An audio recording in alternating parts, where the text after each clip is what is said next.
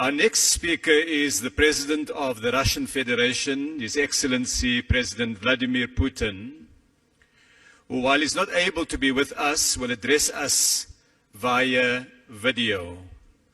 I now ask that the video recording be started.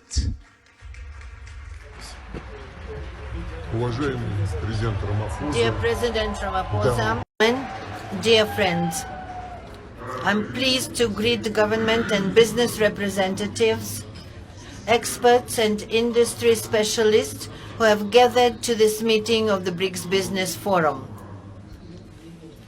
I would like to note that holding such business forums on a regular basis, along with the systematic work of the BRICS Business Council, which brings together top businessmen and heads of major companies of the 5 countries, plays an immense practical role in promoting mutual trade and investments, enhancing cooperation ties, and expanding direct dialogue among business communities, and thus effectively contributes to accelerated socio-economic growth of our states and achievement of sustainable development goals. It is important this forum focuses on such pressing issues as the post-pandemic economic recovery of the BRICS states, improvement of citizens' well-being, industrial modernization, development of efficient transport and logistics chains, stimulation of equitable technology transfers. These challenges and complex tasks have to be dealt with amidst the increasing volatility in stock, currency, energy and food markets, coupled with strong inflationary pressures stemming from inter alia the irresponsible large-scale money emission by a number of countries seeking to mitigate the effects of the pandemic, which has led to the accumulation of private and public debt. International economic situation is also seriously affected by the illegitimate sanction practice and illegal freezing of assets of sovereign states, which essentially amounts to their tramping upon all the basic norms and rules of free trade and economic life, norms and rules that not so long ago seemed immutable. Resource shortages, increased inequality, rising unemployment, and aggravation of other chronic problems of the world economy are the direct consequences. Prices for food, basic agricultural products, and crops have skyrocketed, and it is the most vulnerable, poor countries that are hit hardest. Importantly, and in this circumstance, the BRICS states have stepped up their interaction and our joint work to ensure economic growth and sustainable development brings concrete, tangible results. More and more joint projects are launched. Mutual trade is growing, industry contracts are expanding. Above all, our cooperation is based on the principles of equality, partner support, and respect to each other's interests. And that is what is the core of our association's forward-looking strategic course, the course that reflects the aspiration of the larger part of the international community, so-called global majority. The figures speak for themselves. Over the last decade, mutual investments among BRICS states have increased 6-fold.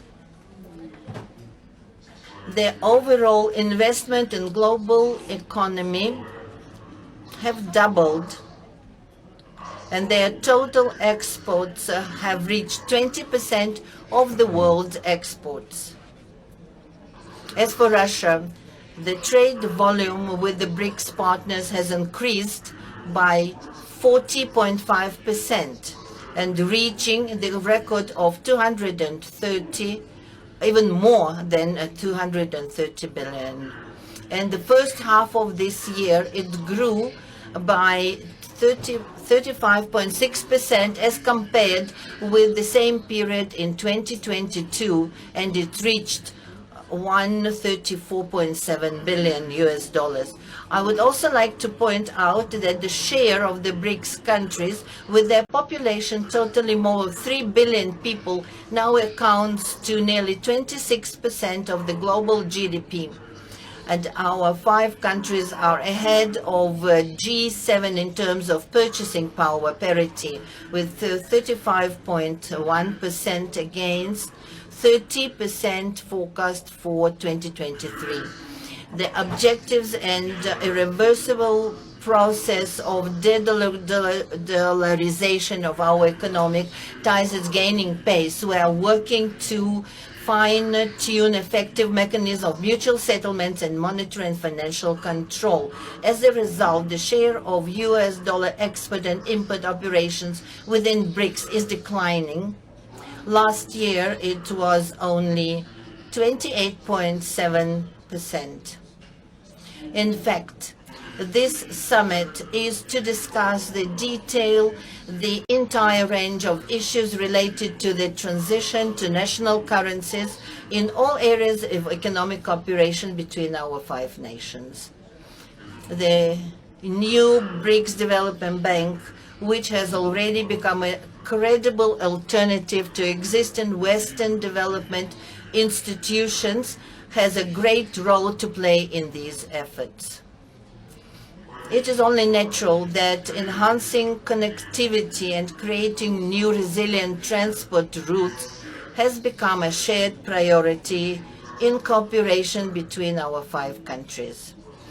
In this context, the BRICS Business Council's initiative to elaborate modern intermodal logistics solutions and develop railway transport corridors is of particular importance.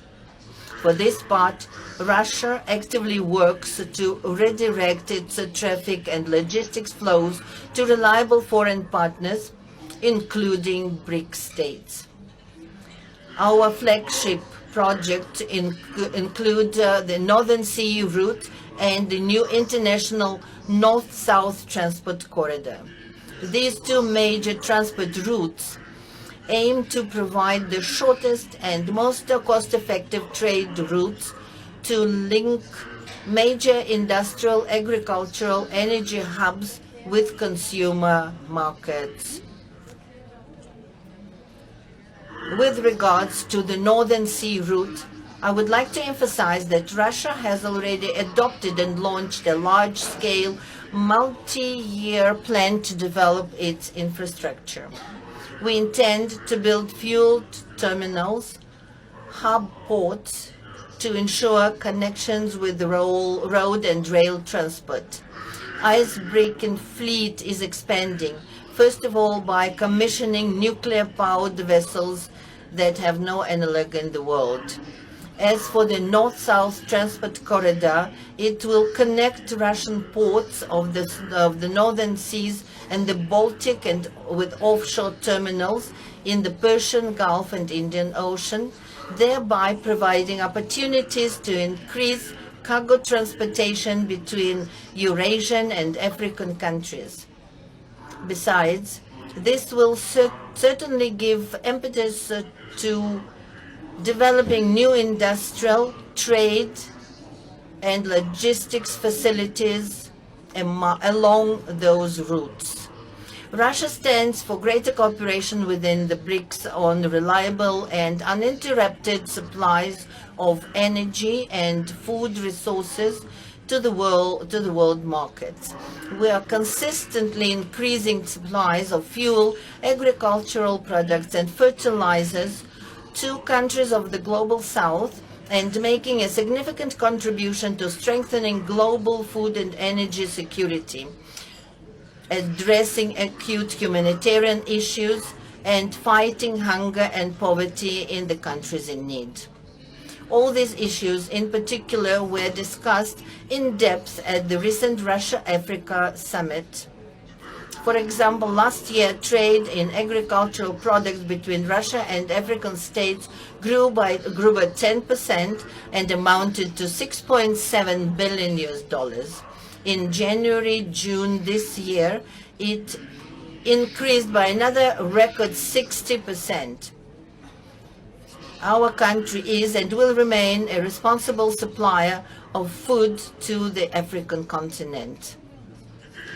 Russian grain exports to Africa amounted to 11.5 billion tons in 2022 and almost 10 million tons in the first 6 months of 2023. And this is despite the unlawful sanctions imposed on us that seriously hinder the export of Russian food products and complicate transport, logistics, insurance, and bank payments. Russia is being deliberately obstructed in the supply of grain and fertilizers abroad, and at the same time we are hypocritically blamed for the current crisis situation in the world market. This has been clearly seen in the implementation of the so-called grain deal, concluded with the participation of UN Secretariat and initially aimed at ensuring global food security, reducing the threat of hunger, and providing aid to the poorest countries. We have repeatedly drawn attention to the fact that in a year under the deal, a total of 32 million tons of cargo has been exported from Ukraine, of which over 70% have reached high and upper middle income countries, including the European Union, first of all, and only about 3% have gone to the least developed countries, less than 1 million tons.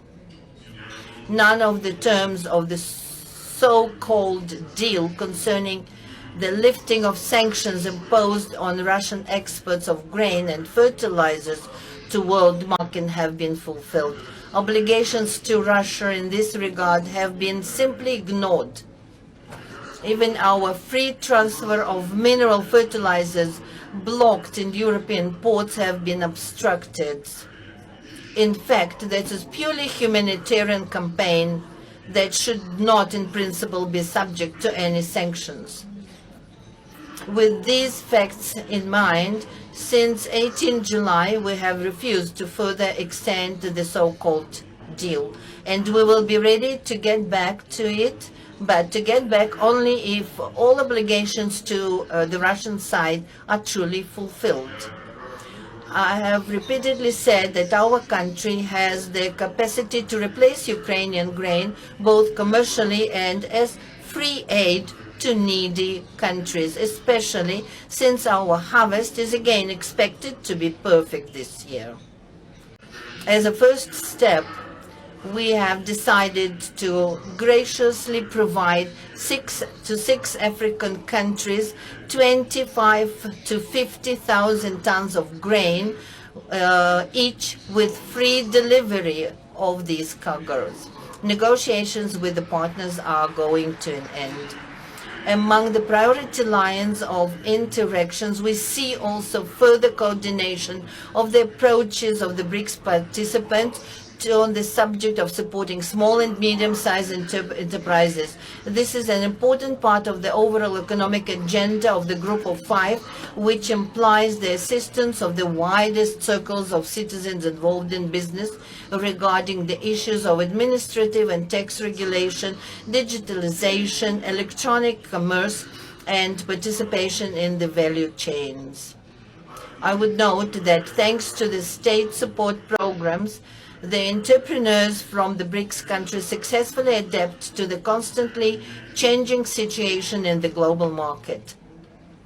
They find new partners, new sales channels, attract additional funding, and use more actively modern technologies. It is equally significant to continue to develop cooperation within the BRICS countries in the field of decarbonization of economy, reduction of man-induced impact on the nature, and adaptation to the changing of climate. Russia is ready to work jointly to promote more balanced approaches to the climate change in the international arena. Our country is consistently implementing the National Low Carbon Development Strategy. We plan to reach the carbon neutrality of the Russian economy not later than 2060, including through the introduction of technological innovations, modernization of infrastructure for access to affordable and clean energy, conservation of ecosystems on land and sea.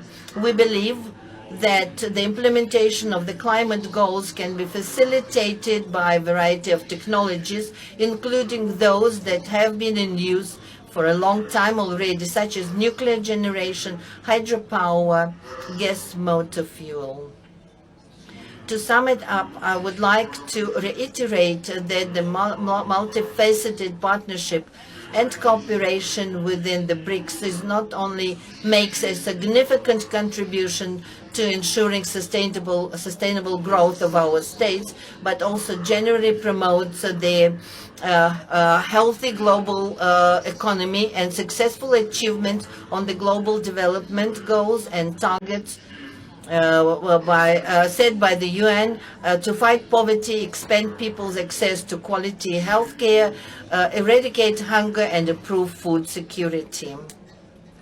Therefore, I'm confident that the BRICS Business Forum and Business Council will continue their creative work aimed at the improvement of contacts between the entrepreneurial circles of the countries of the Group of Five and joint implementation of mutually beneficial projects. In conclusion, I would like to invite representatives of the business circles to our countries to come, to the Eastern Economic Forum in Russia that will take place in 10 to 13 September in the city of Vladivostok, where by tradition there will be discussion of issues that are of interest, including the business community of the BRICS countries. Thank you very much for your attention. So I believe you heard the speech of Putin from the ongoing BRICS Summit. And you can share your views in the comment section, your thoughts about the BRICS, and do you think that the BRICS can actually make certain changes to the economic order of the world? And do you even think that the G7 has any cause to worry? And do you also think that Africans or the BRICS is somehow an avenue for African countries to actually assert their independence? Looking at what is just happening with the issue of dollar, for making many African countries to have their currencies, depreciate. So share your views about the BRICS. Do you think that the BRICS is actually going to change? Is it a game changer, or is it just a normal, talk that people do? And do you also think that Africans are trying to align themselves with, of course, Russia? Do you think it's good for them, or you believe that they should continue to align themselves with the West, which they have? So share your view in the comment section, and do not forget to subscribe to our channel.